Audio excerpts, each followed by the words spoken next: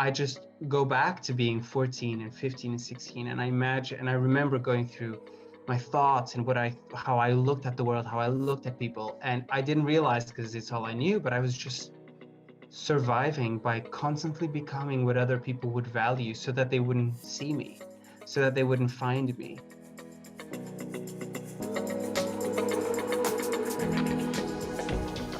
Hello, and welcome to The Art of Lost and Found, a podcast all about the process of creative recovery. From those low lows to the high highs, this podcast explores what it means to be a truly creative person and how creativity is a superpower that we all have that we can use for our own well-being and transformation. I'm your host, Brooke Eston.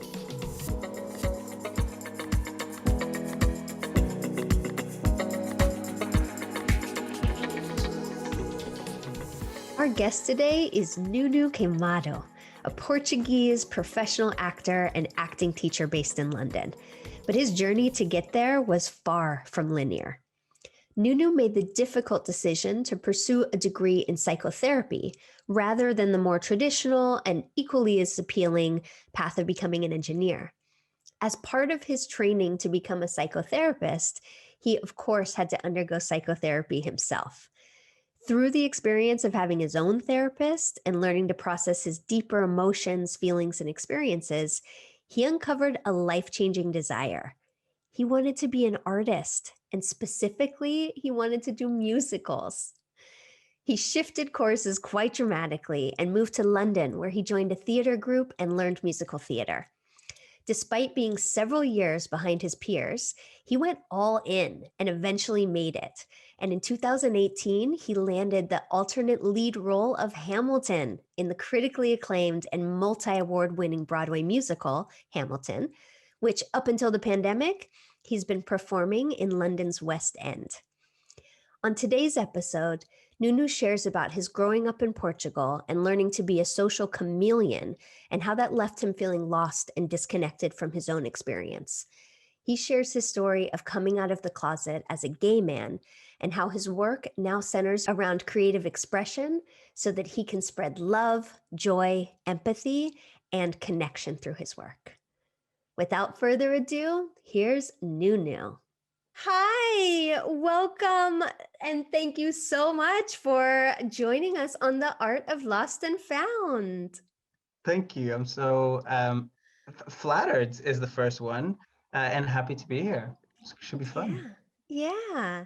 So I wanted to have you on the podcast because you came to me through a mutual friend, someone who is near and dear to us both. And when I was talking to her about this podcast, she basically interrupted me as I was telling her this. And she was just like, you have to talk to this guy. This guy has an epic story. Let me tell you everything about him. She sent me a long voice message and just like sold you so hard that I just listened like, okay, well, obviously he's coming on the show. So yeah, thanks to Shannon for setting this up. So as much as I would love to just do a Shannon appreciation talk about her for show, I would love to. We should probably get up. Yeah, I'd love to shift more into your story and starting from the very beginning as a young child in Portugal and just finding your way into your creative expressions. And then also the context around you at that time and whether that was something that was supportive in you developing your creative identity or whether maybe that's where the initial kind of should seeds were planted in your mind and then how that manifested as you moved into adolescence. I was the youngest of three, and there's a gap. There's my brother, my sister, and then there's a 4-year gap, and then there's me. So in many ways, as soon as I say this to people, a lot of people go like, oh, you were the baby. You could get away with everything. You were the golden boy. Like, I certainly don't feel it. Maybe my brother, my sister will listen to this and they go like, ha, of course you were. I think I had my period of probably having been the golden boy where there's pictures of me, and there's a level of thought, action before thoughts. And now, just like my lapsus said, there's a Yeah. thought before action. And, to some extent, I think this happens to every human being. But I think for me, it was quite drastic. I see pictures of me and I'm like super expansive. I'm like, you can tell even in a picture that a thought or an idea, before they were thoughts, actually, I wouldn't even call it a thought, like an urge, a visceral urge to express, to say, to verbalize or manifest, um, would come out without pre-filter, basically. I certainly see a person in pictures of me quite young that I maybe only started rediscovering in my late 20s, which is quite insane, like a long time to recover that. The best acting teacher that I have had, we would say a lot of controversial things, but so many. He was a genius by far, easily. He would say, all I'm trying to teach you guys is to remember what you forgot how to do, because we all know it as kids. Yes. He says kids know how to act it to perfection, and all we do throughout our career as actors is to try to unforget as many things as we can.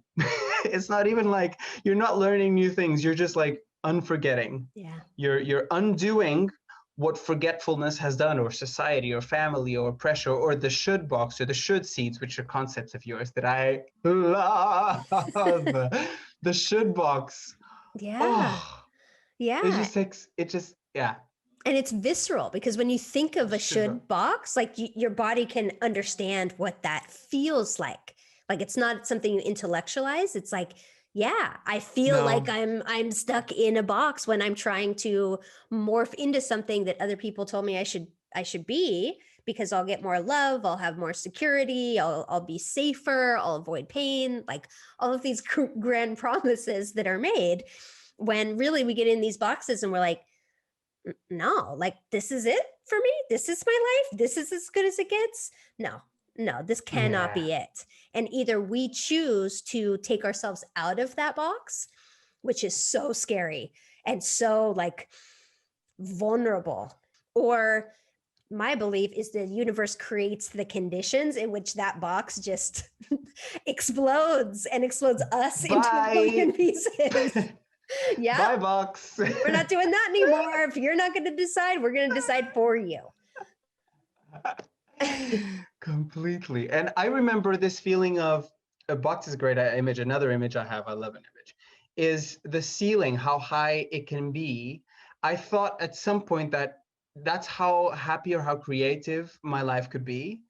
And all of a sudden it's like someone like put a dynamite, and it's not a like I'm gonna slowly shave it off. No, it's a feeling of dynamite. Someone exploded a hole in the ceiling, and all of a sudden you see that actually it's possible to live in the 54th floor, or even just like, I'm not going to say the sky's the limit because that's way too cheesy for me, but you realize that the threshold of how happy or how creative or how colorful or how varied your life could be is a certain level, and then you kind of explode that, and you're right, you feel very vulnerable.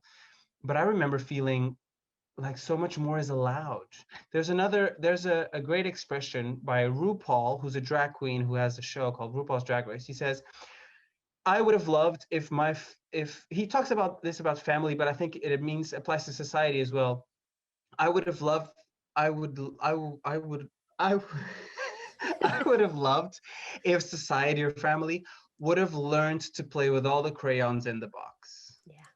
And I feel like that's such a good expression Yeah. to either, it applies to parenthood, it applies to society, people to feel free to make it okay to play with all the crayons in the box, as opposed to, oh, these are the ones you should play with. Yeah, I would love to dive into the details of your story also, of how you started to allow yourself to reach for another crayon. So do you have some of those turning points or those moments where you reached and that feel alive and resonant for you? My sister was really creative, and she became an architect later, and her intelligence was in my mind at the time as a really round and right hemisphere of the brain intelligence, and my brother was way more rational, way more into science, way more. We used to play strategy computer games, which is all about like managing resources and strategize, and I loved that. I still to this day. And at the same time, I also did a lot of things with my sister that felt really real to me. So in a way, I felt like a hybrid of their mentality, almost more than the hybrid, the genetic hybrid I was from my mother and my father. Yeah. Um, uh, which also obviously influenced me in so many ways, but they were not. I didn't exaggerate them. In my mind, I really exaggerated my sister into being all the things creative and nothing scientific, which is not true, obviously, and the same for my brother. So I guess in the pursuit for an identity, and maybe I had a lack of that feeling, and I kind of didn't know where I belonged Yeah. in the what do you stand for? What's your thing? I exaggerated my sister, I exaggerated my brother, and nor are they so exaggerated, nor should I be so heavy on myself as a kid to force myself to already know what it is that I stand for. Yeah. You know, what's my thing? What's my angle? What am I known for? What am I good at? You know, still to this day, I find myself applying this pressure onto me to go, I need to know who I am, because that's what strong people do. That's what intelligent people do. That's what success is to know, I don't know, what your flair is. You know, we used to play games with my friends and go like, okay, let's talk. We talk for hours. Go like, okay, let's talk about Nuno now. If he was a color, what would he be? If he was an animal, what would he be? If he was like, the most obvious tests are like, which Hogwarts house are you? Or, kind of like, what Spice Girl are you? Like, a lot of girls used to play and boys used to play that game. Do you know what I mean? Oh, I'm sports spice. Oh, I'm blah, blah. Like, it's a very like exaggerated caricature of identity. And I felt like I struggled to do that because I was trying to please everyone because it was in my journey, that was very much in my personality, and I did it well, which is a curse because it means you go on for much longer until you realize you're doing it, because you look around and everything's fine. This person likes me, that person likes me, that person likes me. I must be doing something right, you know? Yeah. Yeah, that's the validation. The Yeah, validation validation was piece. massive. Yeah, it's like almost That a road sign that if you're like validation is happening over there, like cool, I should keep moving in that direction. It's almost like you're moving in between your internal identity, who am I, which is internal, versus the outternal, what do I stand for? What am I known for? What do other people, yeah, what's their perception of me? So when you're going back and yeah, forth between the inner and outer, it can be a really confusing process versus yeah, getting right with the inner. So you know who you are. Then it's so much easier to access, what do I stand for? How do I want to position myself? How do I, come out in the larger world without losing my center and my sense of self? And I think that's such a big part of this journey. but that's so hard. Right? It is. But in It's so hard hindsight, to it's do it, and easy. I know, and also in hindsight, anyone can do it. I feel like, oh, Mm, if someone listening to this go like, oh, he's a guest in the podcast, so he must have been sorted out. No, we're all on the yeah. same. Yeah. I want to stress this. This is hard for everyone. Yeah. Um, and the outside reflection of identity, or what people wanted me to be, was so strong in my eyes that became the reality, sadly. Yes. Um, and also, the fact that I eventually came out of the closet and realized that I was gay. There's a very common experience among gay men to have that survival necessity, increased necessity to create a persona based on expectations of the outside for you to stay in control of what people saw in you, so that you could control what they didn't see in you as well. Do you see what I mean? So Mm. out of survival, it's really a common experience. If you read books of psychology about, the experience of being a gay man in our generation, there's a lot of a common thread to that. So that is, I couldn't talk about these topics without mentioning this. And I think it was really, really valid. But to an extent, we all do it, I'm Yeah. sure. Oh, we all feel, like you said, it's a point, just like this is validated, and it's a strong, like, and I think my radar is really, I can sense even the smallest glimmer of someone being happy at the fact that I'm a certain way, and I go, I caught on to that. I sense that little hint that this person likes this, and I go, boom, and I just became that. Yeah. And now I'm an actor. It's Yeah. kind of like, and I started acting really late, so I keep digressing. I when I was in, well, I started acting really late, but actually I've been acting all my life in a way, Yeah. and we all kind of do. So Mhm. it's not a skill that is as far from the human nature as I used to think, and as most people think. As my teacher would say, we all do it Mhm. well as kids. Yeah. So I started studying, and in my pursuit for identity, there's my brother who I did really cool scientific stuff where in my mind they were logical and rational, and that's the way to be. And there's this artistic expression that was coming out, but in my family or in the generation of my parents was more like, that's a fun stuff, that's not work. Art is a fun stuff. And actually everyone in my family ironically is actually in some way or other pretty good at that.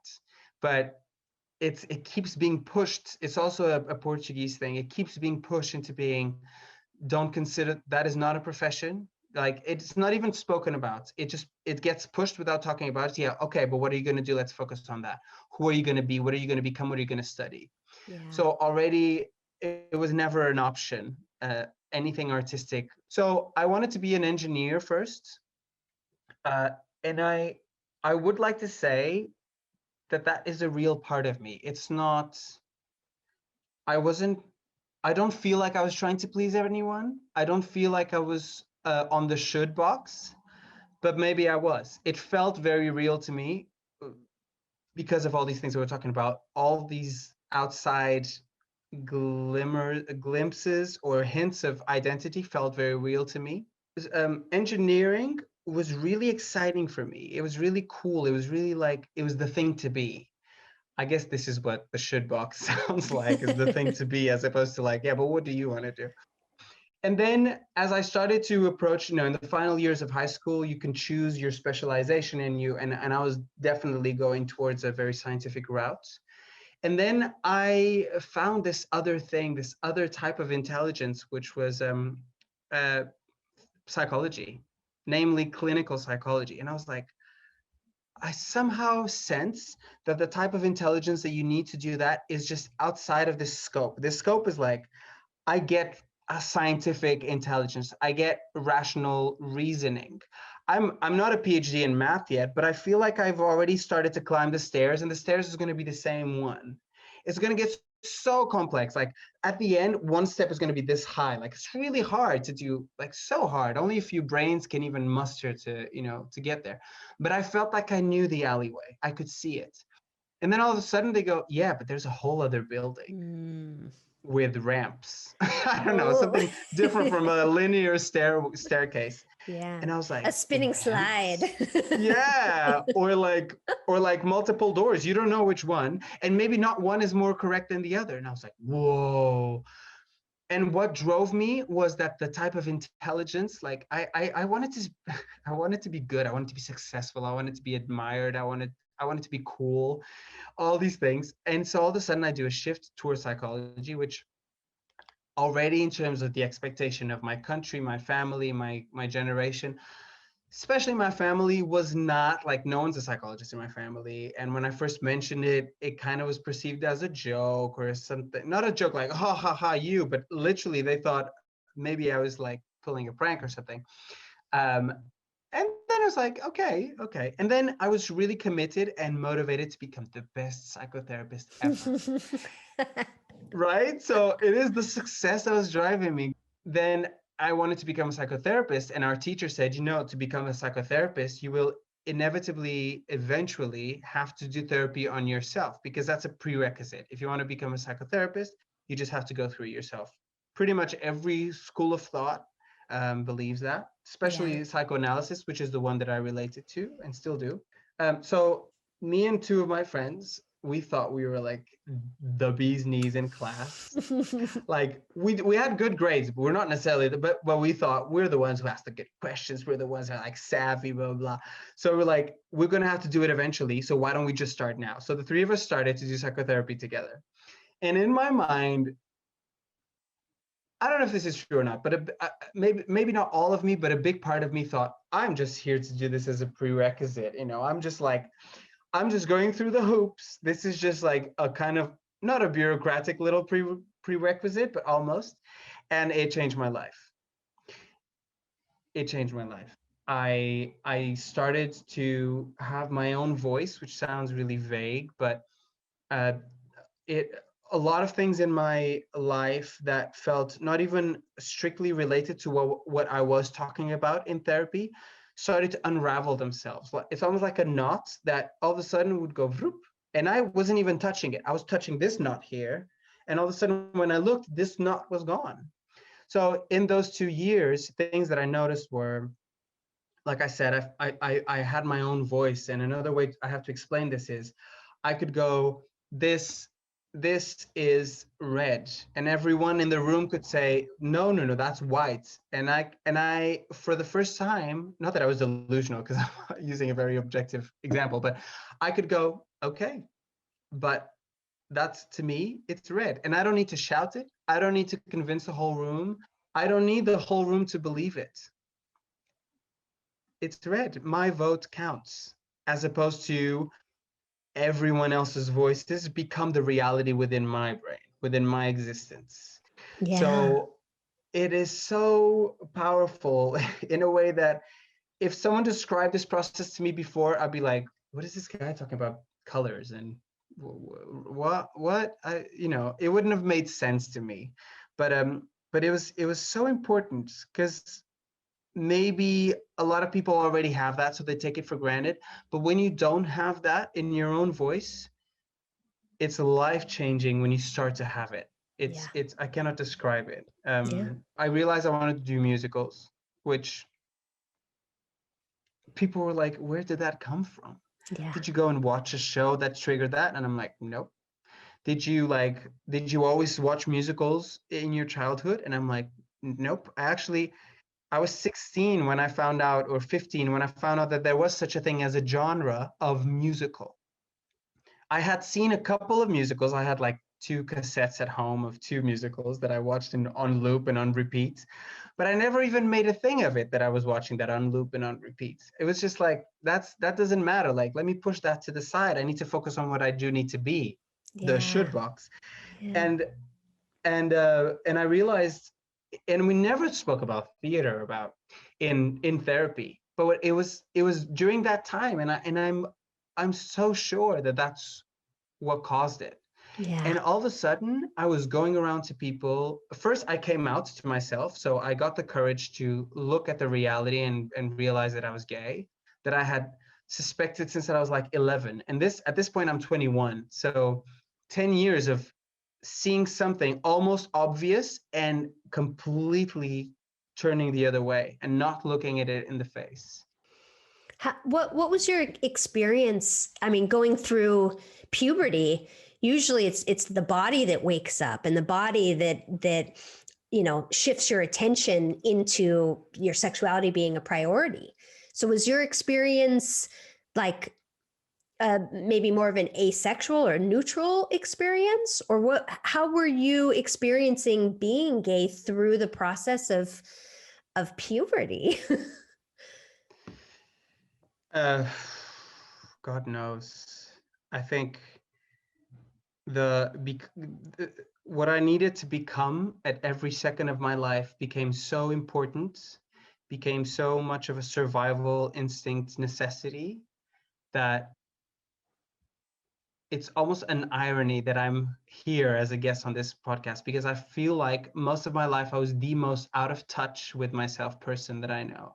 Wow. And that's really tragic of me to think about. And it really brings up a lot of emotions, because I just go back to being 14 and 15 and 16, and I remember going through my thoughts and how I looked at the world, how I looked at people, and I didn't realize because it's all I knew, but I was just surviving by constantly becoming what other people would value so that they wouldn't see me, so that they wouldn't find me.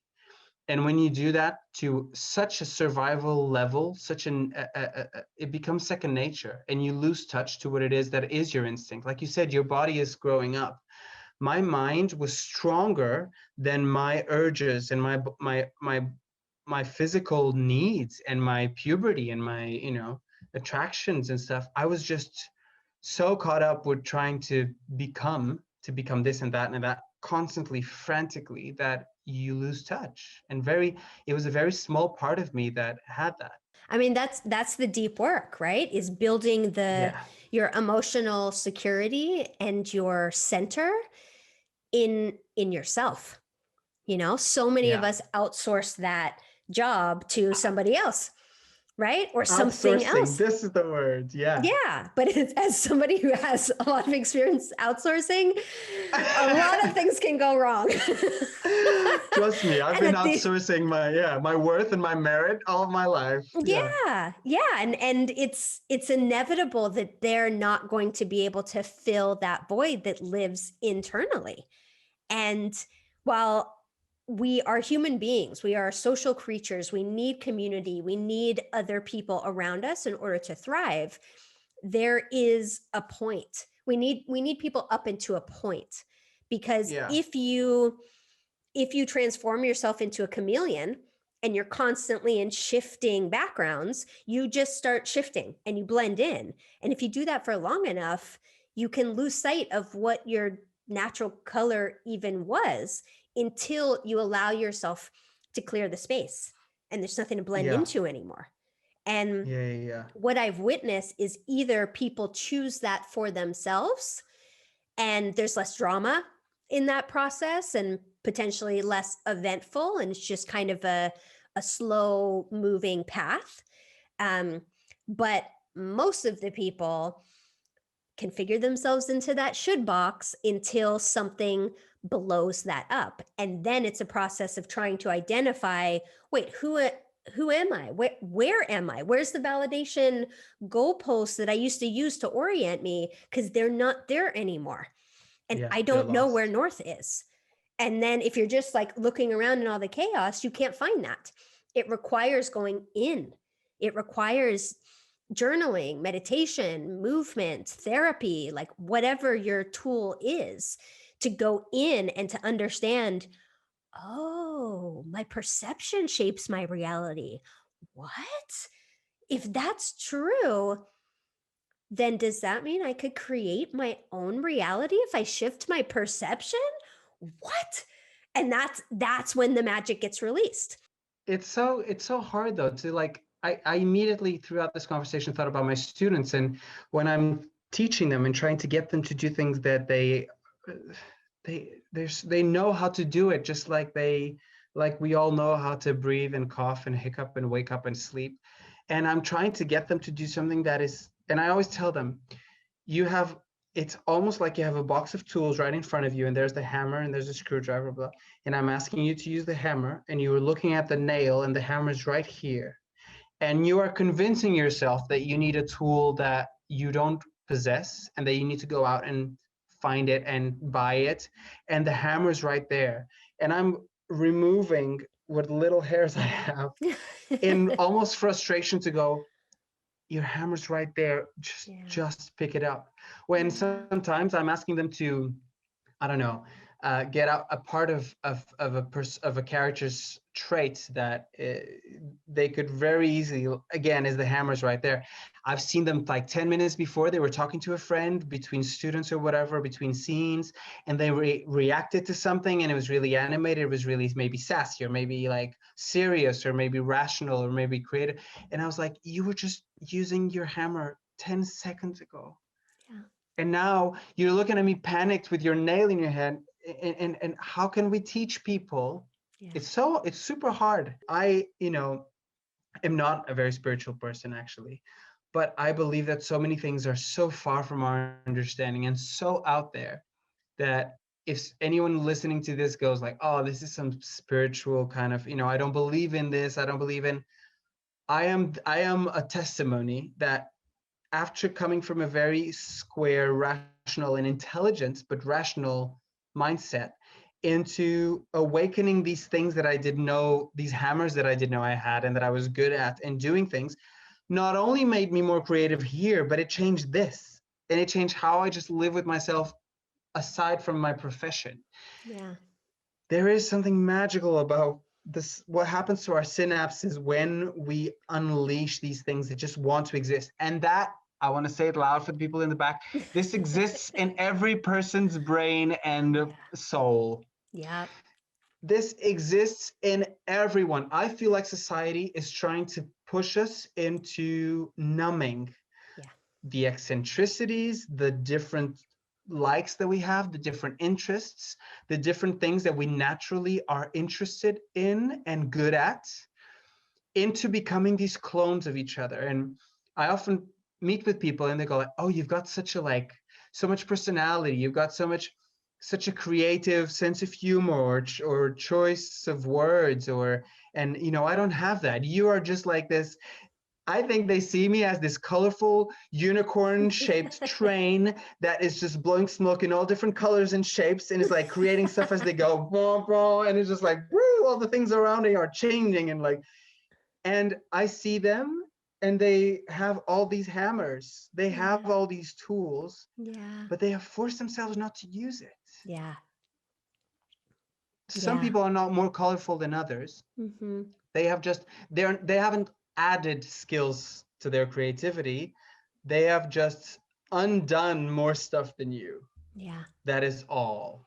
Yeah. That is absolutely all there is to it. Yeah. But then you let those people go to Burning Man and they're like, "Woo! I want to I'm go gonna to wave Burning my Man. freak flag high and proud." And it Yes. creates an environment where your unique expression is not only celebrated, but it is required. Yes. Right. And when you create communities like that, and I think that's part of why Burning Man is such a transformational experience for people, is because as adults, we don't put ourselves in very many environments that support and require us to be childlike and curious and playful. And there's no rules, there's no time, there's no like, Yeah. it's a totally different alternative reality. And I think that by having, there's a balance between having external experiences that remind you of that, but there is a grounding that needs to happen that is internal, that doesn't have anything to do with external stimuli. It's this reprogramming your brain and unlearning a lot of the things that, you know, have kept us small enough to stay in those boxes. Right. Yeah. But it's really, it's a matter of just getting back to your core essence of what is possible. And creativity, like, is straight up literally a characteristic of our species. Like, that's Yes. one of the things that separates us from monkeys and all of the other, you know, animal kingdom. Like, we have the potential to imagine something and then just make it, even if it's not functional, like just for Yeah. beauty or just for curiosity or just for all of these things. Like, it is something that we all possess. It's just a matter of figuring out how to reconnect with that and heal the wound that's there, and then strengthen that muscle. Yeah. Yeah. You just said muscle. There's something about, I have an analogy to do with like something that our bodily function uses as a resource for energy, for generating movement and strength and contraction, which is, some people might have heard this. There's the aerobic effort and anaerobic effort, which is basically two supplies of energy that our muscles have. One requires oxygen and the other doesn't. One is a more of a long-term kind of, not intense, but long-term resource of energy that, you know, has a certain effect on the muscle. And the other one is a short burst when you need if all of a sudden you have to do like a sprint because you see someone robbing an old lady, you start to run. The first few seconds of that effort is anaerobic, so it doesn't use oxygen. But then if you keep running because the thief is starting to run, and you've been running for like 30 seconds, 1 minute, 2 minutes, then your need for oxygen is more, and your energy and your body is no longer able to provide this because this is a short burst. Yeah. I feel like throughout my life, I was running low on this one. Yeah. I could do things by strength. I could do things by making them happen because they needed to. Yeah. But my supply of long-term sustainable energy was gone. Yeah. And this is to do with creativity. I think this is more complex than me saying, oh, and then I started dancing and then I had all this. No, I don't want people at home to think like that they need to go into like drawing and then they'll have energy. It's more complex than that. Creativity is more pervasive, like everywhere. I don't know if that's what it means. It's transversal. It's everywhere is this source. But I never had very good grades, actually, which a lot of people that know me nowadays, that I'm more my authentic self, I believe, go, that's strange. I would expect you to be, not because I'm smart or academic or whatever, but they just expected my personality to be on top of things. And at school, I wasn't. And a lot of my self discovery process, even in therapy, is to figure out why that was. And all I could think is that the image I have is that I was in a car and I was stepping on the accelerator pedal with no gas in the tank. Yeah.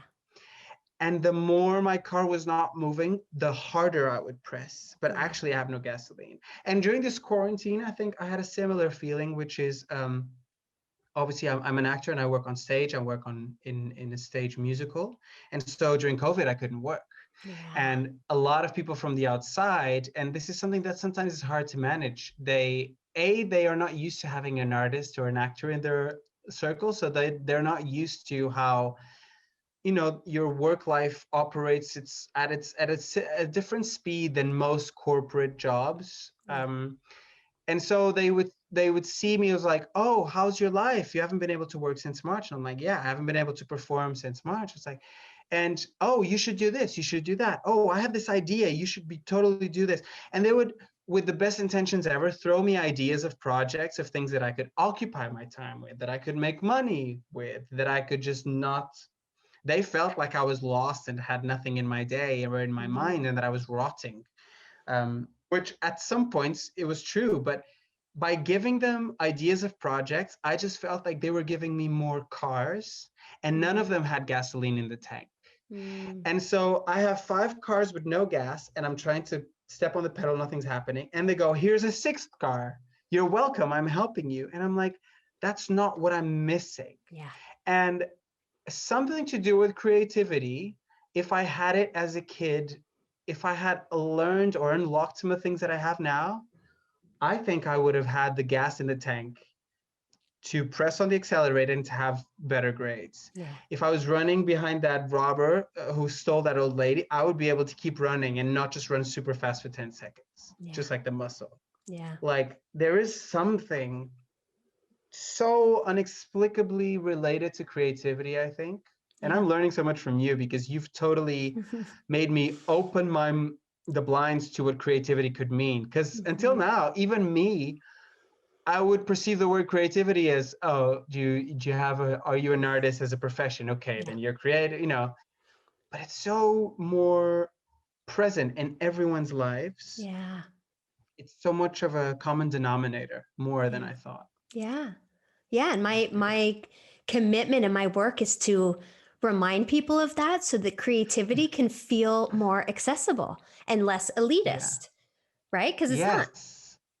You don't need permission from anybody to be creative. Like it's so versatile and it's yours. Like it comes from the inside. It's not like somebody gives it to you like the car. Yeah, so true. I now I'm thinking how we connected was through Shannon, that there was this idea during quarantine of me signing up to a course of coding that was very much a suggestion from Shannon, and she was very, and it's something just like my love at the time for engineering is something real. It is still, and now I'm making peace to the fact that I still am that person as well. And Yeah. that's not losing. My Yeah. process was, oh, I came out of it. I took out my blinds and I'm super creative. Look at me, I do musicals. But that is also me, and that is fine. Da Yeah. Vinci had like 6 job descriptions. Why Yeah. can't I, why do I have to have one? Yeah. People go, what do you do? I am an actor. Yeah. As if that now becomes all that I can be and nothing else. Yeah. But so I had this opportunity to learn coding, which I was super excited about. And it was really hard for me to decide, but I've decided not to pursue it. Mm. And my thought process behind this was, no, until now, I told myself, productivity and making the most of everything and making intelligent decisions that said, I'm really good at that. I'm good at, if I want to become good at this, I'm good at finding out the steps in the middle. If I do this and then that, and then I'll be closer, and then I'll be closer, and then I'll achieve it. I'm at that part, I'm really good. What I'm not good at is stopping and going, what do I feel like doing now? That's for me is so, which is strange because I'm an actor. So I'm not that bad, but I feel like I am bad at that. And I was under this oppressive regime of having to keep on doing productive, intelligent, tangible wins that I could measure, that I could see, etc. So learning how to code would be a perfect project to do during quarantine where I cannot be on stage. And I've decided not to do it. I've decided I'm going to try to not inject, like fill up my time with things that make sense on a very tangible, objective way. Yeah. And I've embraced, I think this pandemic, the lesson, like I said, I'm not incredibly spiritual, but there is a lesson here to learn. And the lesson is to not fill up your time, my lesson. Yeah. So I didn't. I Yeah. didn't fill up my time with this intensive course to learn this amazing new skill, which I still want to learn one day. And when I found myself, when I realized, when I caught myself, I had developed what has been actually my biggest source of income in this pandemic, which is I started to do videos for people. I don't know if I told you this. I started to do videos for people where I write a rap or a song that mimics a song that they love, but I change the lyrics and I change the rap and I create a bespoke creation with the information of the person that we're celebrating.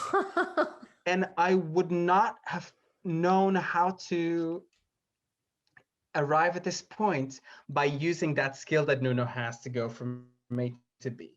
Yeah. I wouldn't have arrived to this. I kept on injecting things that made sense into my time. So by stopping, by changing, shifting my thought process of how I manage my time and my worth and my productivity, I came up with this thing that I'm so happy with and I'm so proud. And I don't work 10 hours per day at it. I wouldn't even be able to if I had to, because it just wouldn't work. It wouldn't come out. Yeah. Yeah. But the time that I spend working on this is really pleasing, really creative. I feel so full after doing it, tired, but happy tired. And it's really lucrative how much I make per hour. Even in that sense, it makes total sense. I would never have seen it if I was still on that mindset that I was before. Or if you chose coding. Or if I chose coding, which I still might do.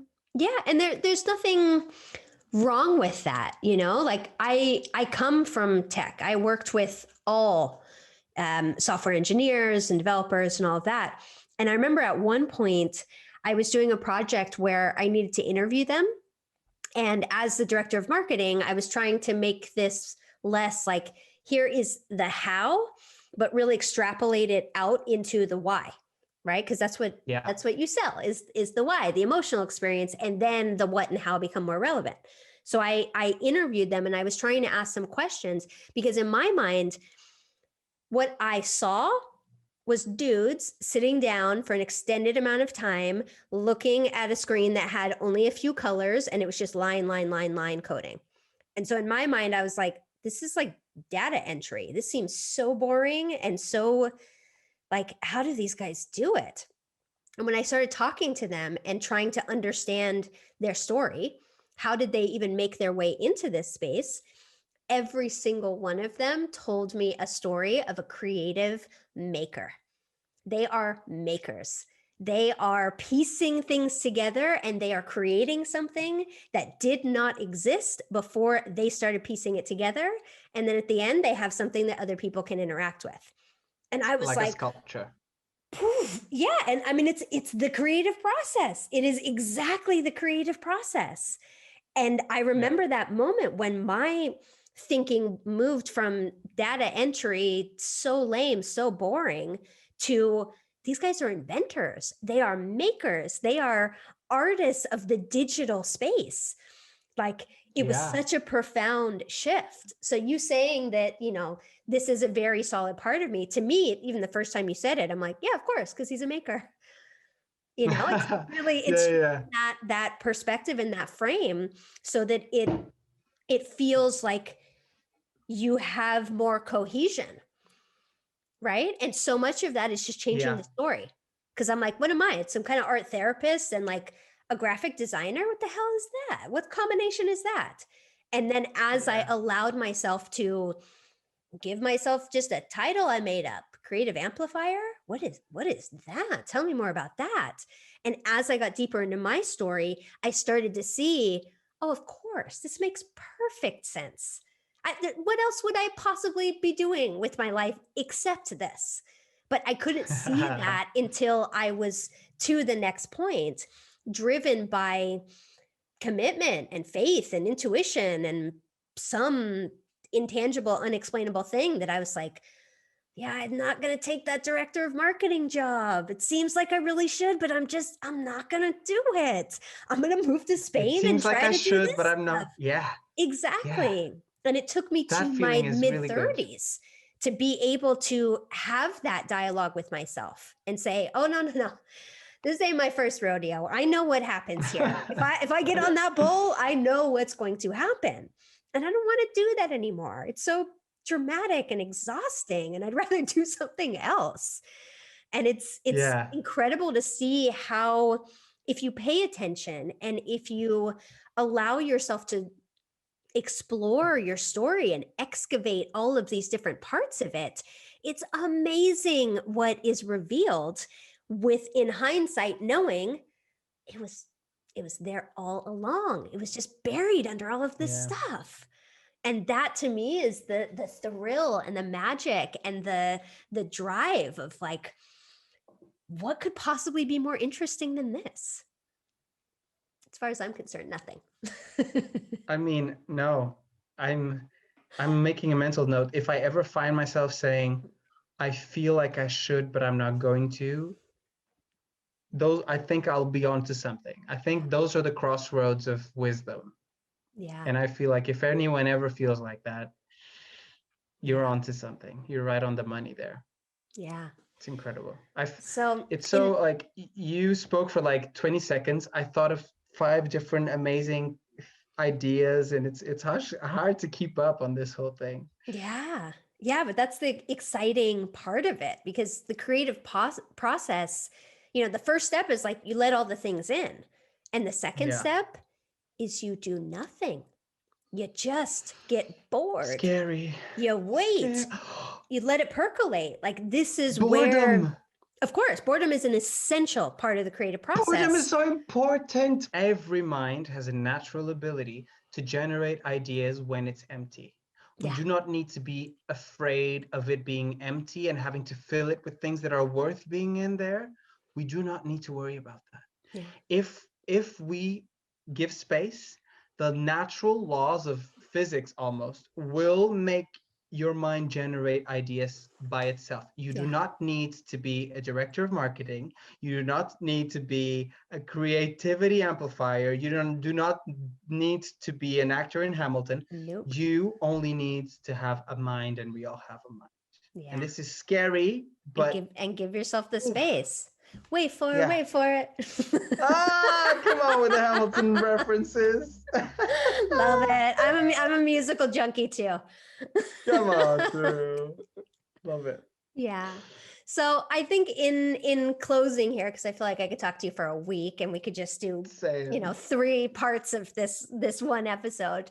But I'd love to kind of wrap it up with any distillation that you have of the wisdom gems that you've been able to discover throughout the process. You've kind of hinted at a lot of them throughout it, but I'll just ask you directly, what would you tell your younger self or somebody at an earlier stage in their journey before they've really discovered a lot of these realizations that come from experience?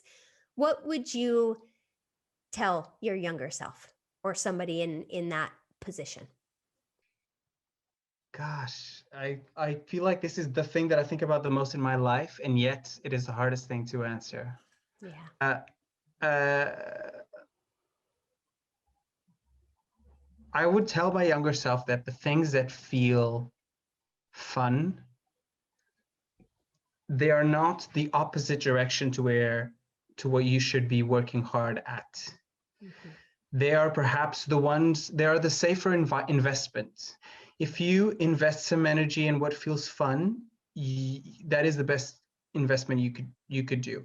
Because if you only invest your energy in the things that are right or the should box,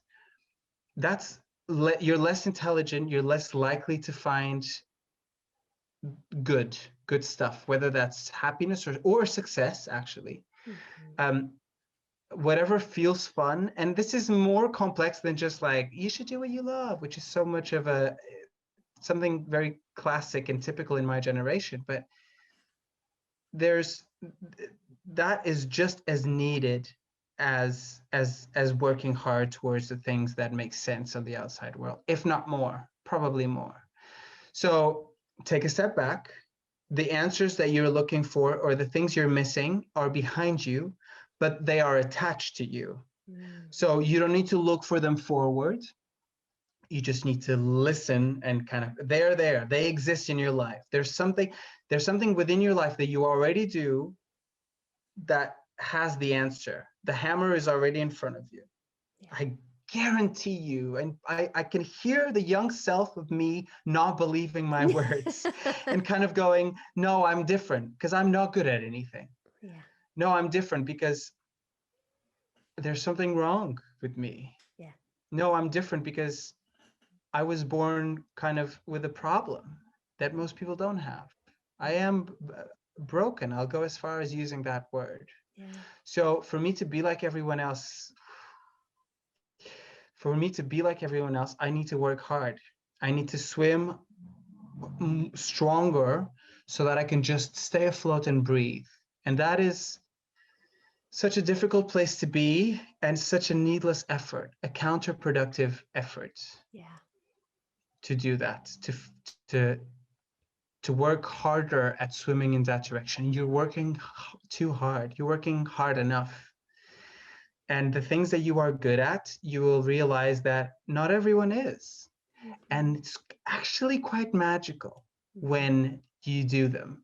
When you put 2 points of effort instead of the 200 points of effort you put here, you put 2 points of effort here and they fly. Yeah. They just get wings and they just soar and they explode in color and they create stuff, and you do not need to work hard at it. It's like a nurturing plant, a very luscious, very fertile garden that just sprouts magically, things in different colors and different shapes and species and stuff. Mm-hmm. So that's the more emotional kind of unfiltered advice that I would give. If you go into a relationship or a dream job or an objective thinking that it will bring you happiness, you can guarantee that it will make you miserable. You need to nurture the garden of happiness and of living with yourself from now. You need to start now. The person you will need to love is not the person that has that job or that body fat percentage or that skill. It will still be the same person. So start making friends with it right now. Yes. And you can, because we have. Yes. Oh. because we have. Yes. Thank you so much for such a Thank you. beautiful, warm, expansive, insightful conversation. I feel so activated. Thank you so much. You are indeed what you have coined yourself to be, a creativity amplifier. If somebody wants to connect with you or learn more about what you're doing in the world or follow your journey, is there a place for them to go to do that? I'm not a creativity amplifier. I am just a person kind of following my own colors, I guess. But yeah, the easiest would probably be Instagram. Like follow what I do or who I am. That's the easiest, which is my name is Nuno and my Instagram is finding Nuno. Ah, Haha, I'll so leave you a minute. clever. finding_Nuno, which is almost philosophical when we're thinking about this in context of what we have been talking about. Yeah. We're all constantly finding. So Yeah. finding Nuno is on Instagram how to find. Thank you so much for listening to today's episode of the Art of Lost and Found podcast. I hope that you are feeling inspired and empowered to go forth and explore your curiosity and creativity. As always, if you want any more information about any of our guests or the show notes or anything we discussed on today's episode, you can head over to www.brookeeston.com/podcast. Thank you so much and looking forward to seeing you in the next episode.